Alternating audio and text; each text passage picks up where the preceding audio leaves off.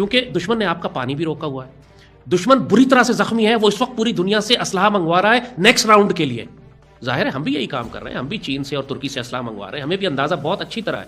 قوم کو نہ معلوم ہو لیکن پاکستان کے سپہ سالاروں کو اور ہماری فوج کو بہت اچھی طرح معلوم ہے کہ اگلا راؤنڈ بہت نزدیک ہے، اور جس قسم کی ڈپلائمنٹ دشمن اس وقت کر رہا ہے. تو یہ جو حملہ پاکستان پر ہمارے ابھی ہوا ہے، یہ پاکستانی قوم کو یہ بات معلوم نہیں ہے کہ براہ راست اس میں اسرائیل اور بھارت دونوں مل کر ہمارے خلاف حملہ آور تھے.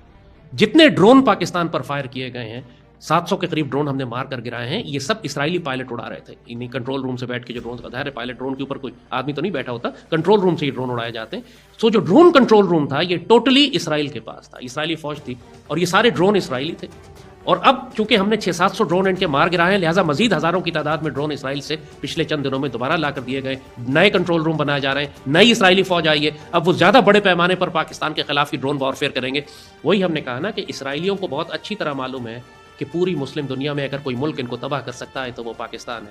تو وہ اس موقع کا فائدہ اٹھا کر بھارت کے ساتھ مل کر پاکستان کے خلاف فیصلہ کن جنگ شروع کر چکے ہیں. انہوں نے شروع کر دی ہے، لیکن پاکستانیوں کو بھی احساس نہیں ہے کہ ان کے خلاف اصل جنگ کرنے والا ہندو مشرک نہیں، وہ وہی صہیونی یہودی ہے کہ جو مشرق وسطیٰ میں اور فلسطین میں آج فلسطین کے مسلمانوں کا قتل عام کر رہا ہے. تو اس وقت پاکستان کے مسلمان اچھی طرح سمجھ جائیں یہ غزوہ ہند صرف ہندو مشرکوں کے خلاف نہیں ہے.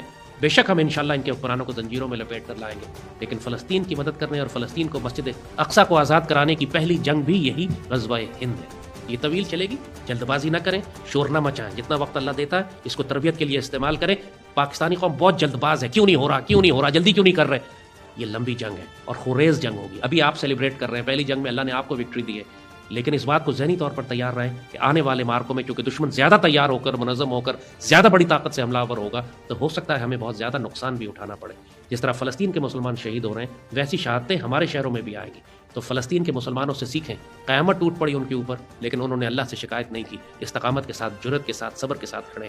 تو آپ نے بھی اسی طرح کھڑے ہونا ہے. اہل فلسطین سے سیکھیں، اس معاملے میں وہ ہمارے استاد ہیں، انہوں نے دکھایا کہ قربان